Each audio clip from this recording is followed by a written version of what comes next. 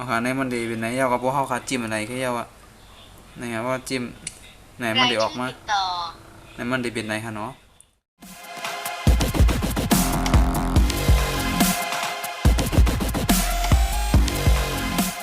โอ้การเรียนยากเอาเนาะเยาก็เลยพูดว่าที่แกจึงหือเนาะเยาก็พูดว่าที่เฮ็ดจึงหือในแลก็เลยให้เขามาเมบันมาแกบันฮะแต่ว่าในเขาแกยาวเนาะมันอันนี้ก็เลยมาแสดงนี้ฮะที่เป็นจึงหือในการแกมันนั่นในอันดีเขาขาดมาแกให้มันได้1 นิ้วขึ้นให้บนลื่นปื้นน่ะนะลื่นมันเปื้อนขึ้นน่ะนะก็เลยมาเฮ็ดนี้มาเนี่ย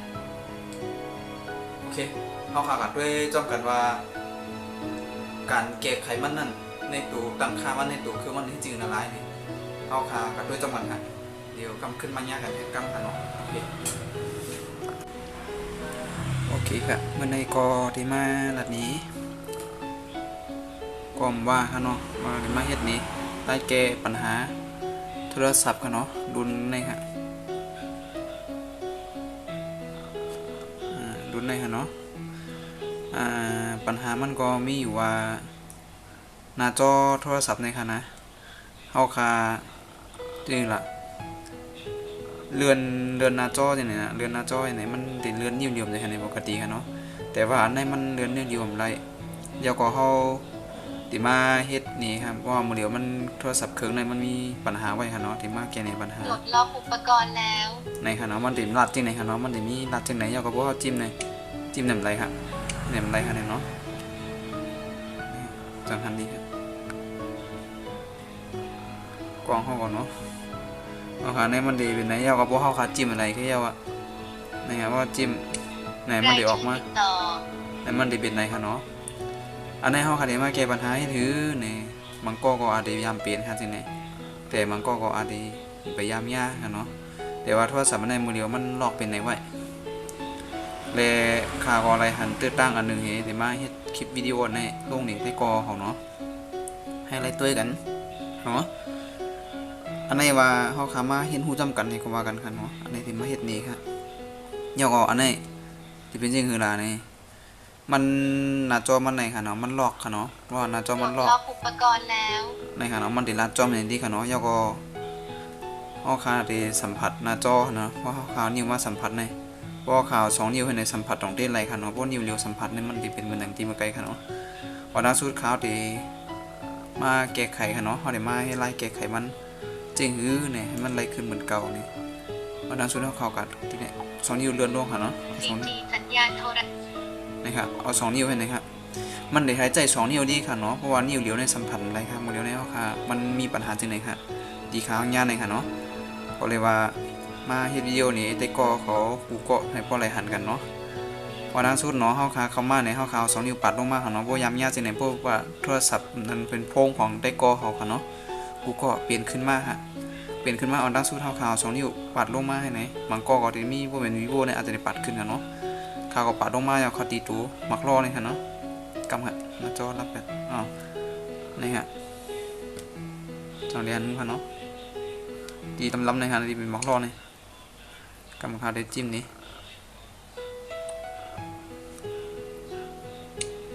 นี่ฮะว่าเขาจิ้มได้จิ้ม2 กำจอมกันที่นั่นค่ะนะในมันก็ดีคำว่าในหน้าเซตติ้งเดี๋ยวเขาเอาใหม่ค่ะเนาะขึ้นมีใหม่ค่ะเด็กค่ะเด็กตัวไหนว่าเด็กตัวไหนตัวกลับในมันก็กลับได้อยู่ค่ะแต่ว่าบ่เฮาขาดที่เข้าหน้าจอเข้าอย่างขยาวในมันดีให้เฮาเลือกนี่ในข้าว2 นิ้วเลื่อนลงมาค่ะเนาะพวกข้าว2 นิ้วเลื่อนลงมาในยาวในกับในข้าวที่เข้าที่ในการดูตั้งค่าในค่ะเนาะบ่ตั้งไทยเขาเรียกว่าตั้งค่าค่ะเนาะเว้นตั้งภาษาอังกฤษเขาเรียกว่า setting ให้อยู่เนาะเอาค่ะค่าในคัตติ้งมาเนี่ยไหนมันได้วงปันให้นะมันวงสีเขียวปันให้ไหนค่ะเนาะหน้าจอนี่คือมันจริงขนาดไหนเฮาคัดติ๊กให้ไหนมันติ๊กจิ้มคำเดียวมันไรมันจริงกูปอกนั่นนะว่าคำว่าจิ้มอันนี้คำว่ากิ๊กคำว่าจิ้ม2 กำทับกันค่ะนะพวกเป็นเลยนะจิ้ม2 กำทับกันกันอะไรค่ะเนาะอะไรจิ้มเนี่ยเขาแล้วกันเนี่ยพวกมันเข้ามาในนาการเซตติ้งให้ในเฮาเขาเลื่อนขึ้นกับเนี่ย2 นิ้วเลื่อนขึ้นค่ะว่านิ้วเลี้ยวเนี่ยมันไรค่ะยาวค่ะปันค่ะเนาะเขาเดี๋ยว2 นิ้วเลื่อนขึ้นเอาเนี่ยอันนี้เขาพี่แล้วกำ นะครับ2 นิ้วเลื่อนให้นี่อันนี้มันติเบียนว่าการเข้าถึงกันเนาะเพราะมันภาษาไทยว่ามันเป็นหนังสือไทยไว้ค่ะเนาะในดีขาววงสีเขียวนี่ค่ะให้เข้ากันในค่ะเนาะได้ก็กูก็พวกได้ก็เขาเจอปัญหาจริงไหนค่ะนะให้เข้ากันในการเข้าถึงนี่ค่ะวิดีโอเขาก็เดี๋ยวบอกให้ชัดเกินค่ะเนาะเพราะว่าเขาบันทึกหน้าจอจริงไหนค่ะเขาเข้ามาคลิกกันใน3 กัมรัวๆค่ะนี่เข้ามาค่ะเนาะพวกเข้ามานั้นในได้ก็เขาจะเบียดด้วยกันเลยครับนี่ค่ะด้วยตัวดิจิตอลหรือชุดนี่ค่ะตัวนี้มันเป็นปัญหามันเป็นที่ตัวไหนค่ะเนาะปัญหามันเป็นที่ตัวไหนค่ะมันก็อาจจะมีจื้อก็อาจจะมีรูปห่างโลโก้ใช่ไหมค่ะเนาะได้ก็เขาลองด้วยกันค่ะเนาะกูก็ค่ะเนาะในเครื่องโพ่งได้ก็ค่ะเนาะเพราะเกิดขึ้นมาค่ะเนาะเพราะมันเปลี่ยนขึ้นมาค่ะให้ด้วยนั่นคลิกเข้ากันนั่นค่ะให้ได้ก็เขาคลิกเข้าได้ค่ะเนาะเต็กเข้า2 กัมค่ะมันเปิดไว้ค่ะเนาะหมดแล้วนะมันเปิดไว้ค่ะเนาะหมดแล้วเนาะมันเปิดไว้ค่ะก็บอกว่ามันเปิดไว้ตัวในแลในเฮาค่ะจิ้มอย่างเขาอยากมันยำนะคะเนาะหน้าจอในพวกเปิดขึ้นมาเหมือนจริงมันอืดค่ะเนาะเหมือนจริงมันอืดยาวก็เฮาขาดเลือดไหลค่ะเนาะยาวก็หน้าจอในเฮาขาดที่เราใจ2 นิ้วเลือนค่ะมันได้เป็นนั้นค่ะเนาะอันในเขาก็อะไรฮู้อะไรเห็นฮู้เหมือนจริงว่าอะไรจำได้ฮู้ค่ะเนาะอันนี้ก็มันก็เป็นเครื่องเข้าค่ะเนาะเป็นเครื่องพี่น้องใต้ของค่ะที่อันนี่มันได้รัดเนี่ยมันได้รัดจริงๆนี่9:50 นาที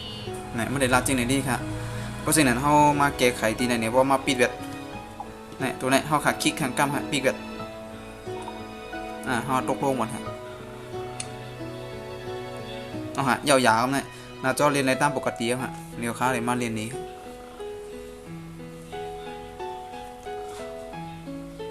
นี่ค่ะเนาะหน้าจอค่ะขึ้นมาลื่นขึ้นเหมือนปกติค่ะเนาะนี่ค่ะนี่ค่ะเมื่อไกลเขาขายเห็ดแบบไหนเขาต้องใช้2 นิ้วค่ะเนาะเขาเดี๋ยวออกดูหมดก่อนนะเมื่อไกลเพราะเขาจิ้มอะไรมันเดี๋ยวมีวงสีเขียวขึ้นมาปัญหาเนาะกำในเขาเดี๋ยวมาจิ้มได้ดูเนี่ยมันเดี๋ยวขึ้น Google กำเดียวค่ะเนาะมันเดี๋ยวขึ้นมาไล่จื้อมเดียวค่ะเอาค่ะอันนี้ก็เป็นไล่แกะปัญหาโพงค่ะเนาะโพงที่มันเกิดจากที่เขาค่ะกับจิ้มหญ้าเหมือนจริงว่าที่เขาค่ะกับจิ้มหญ้าเลยเขาขำหูค่ะเนาะเพราะเขาเรียนเหมือนหนังลูกๆร้านๆค่ะเนาะด่วนบ่เดี๋ยวนี้ก็ติดพ่วงหูกันหลายกว่าค่ะเนาะเพราะว่าเป็นด่วนติดพ่วงหลายค่ะเนาะอันนี้ก็พวกลูกหวานเขาค่ะกับเรียนดอกหญ้าเนี่ยเครื่องในก็เหมือนกันค่ะเนี่ยปันลูกเรียนเกมนี่เราก็ซ้ำกันเรียนหญ้าจริงไหนนี่ว่าหูวิธีเกมมันนี่ในมหาดีข้าวค่ะเนาะข้าวก็เลยเก็บปันกว่าค่ะอันนี้โดยดีตัวข้าวก็ได้เห็นหูไอทีไอท่าสักอย่างค่ะเนาะไม่หูให้เมี้ยวค่ะแต่ว่าข้าวก็ค้นคว้าในตัวในกว่าเดียวค่ะเนาะเหมือนจริงว่าข้าวค่ะก็ดีค่ะแหละยำย่ำมากเหมือนกันนะฮะเนาะแต่ว่าข้าวค่ะก็เลยหูไว้นี่ฮะ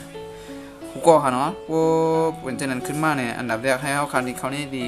วันนั้นสุดข้าวค่ะเขาในดีการเข้าถึงเลยค่ะเนาะข้าวได้เฮ็ดนี้แทงกั้มค่ะปิดกล้องว่าเขาก็ชัดค่ะเนาะ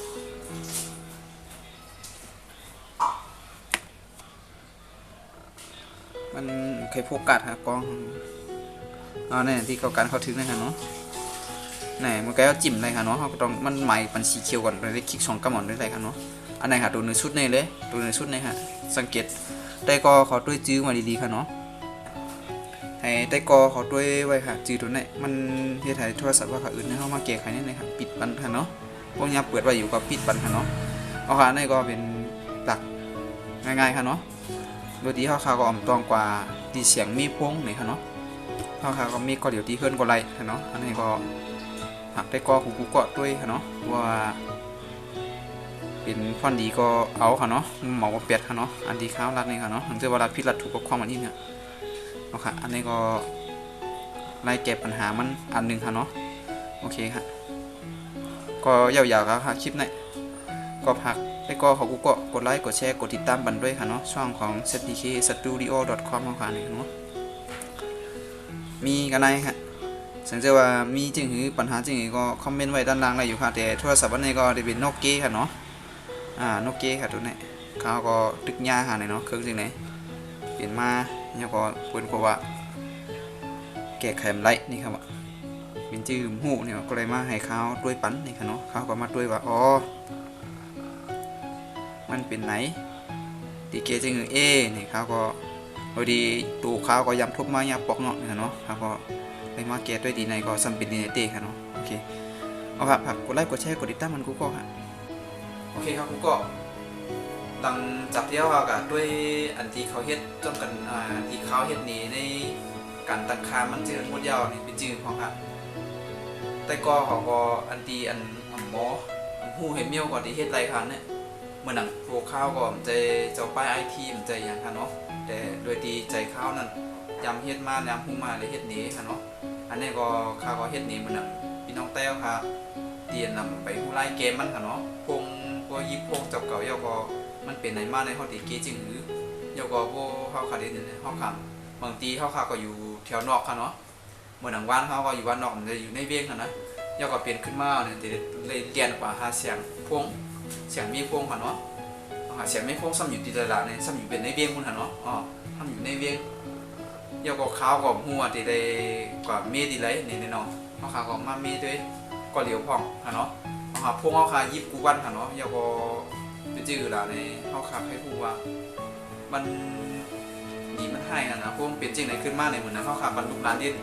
เกี่ยมแล้วก็เรียนโทรศัพท์เรียนพวกเขาเลยเนาะ